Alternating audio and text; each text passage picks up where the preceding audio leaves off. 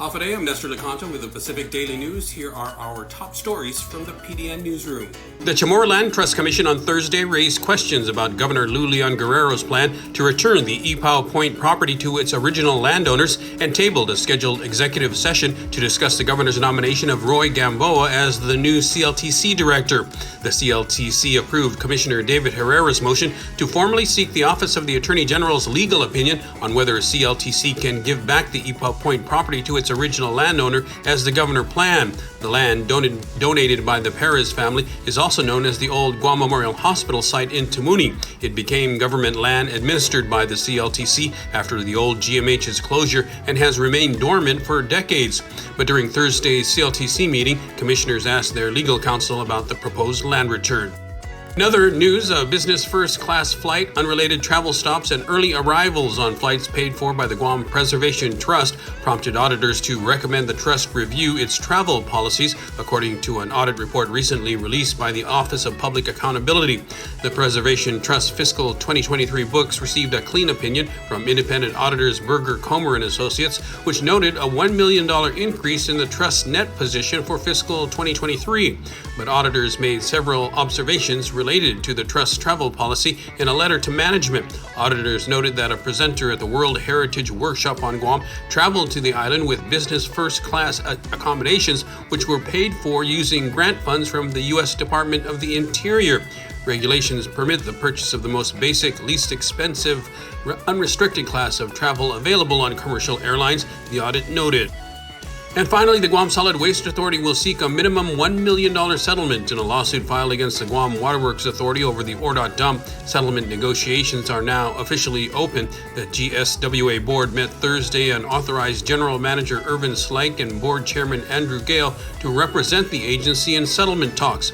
ORDOT dump receiver Gershman, Brickner, and Bratton sued GWA and its insurance company in November, alleging a GWA line leaked over 100 million gallons of water between 2018 and 2022 and drove up levels of contaminated runoff or leachate at the dump. GBB filed the lawsuit on behalf of the Solid Waste Authority, and any payout from the suit will go to the agency. Despite that, both the government of Guam and Solid Waste Management have objected to the lawsuit. Superior Court Judge John Terlahi on Thursday sentenced Justin R.J. Santos to 15 years in jail for multiple felony charges related to criminal sexual conduct and drugs. About a dozen of Santos's family members and fellow parishioners showed up to testify on his behalf.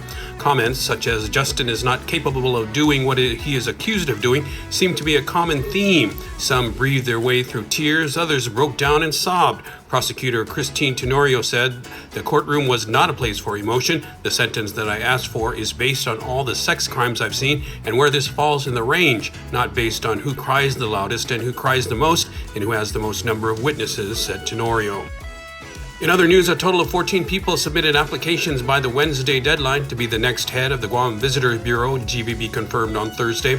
It's the most number that I can recall, acting GVB General Manager Jerry Perez said. Members of the search committee have started reviewing the applications and will have either a progress report or a recommendation to the board by their next meeting on January 24th. This has got to be one of the most important decisions GVB has to make, search committee member Peter Sonny Atta, a GVB board member, said. A date for the board to make a selection has not yet been announced. GVB has not released the names of the 14 applicants. Finally, the government rested its case against Peter von Schimpf on Thursday, and the trial will resume at 9:30 a.m. Friday in Superior Court of Guam Judge John Terlahi's courtroom.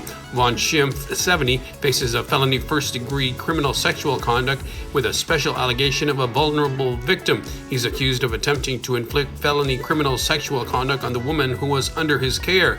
Prosecutor Christine Tenorio called her final two witnesses to the stand on Thursday.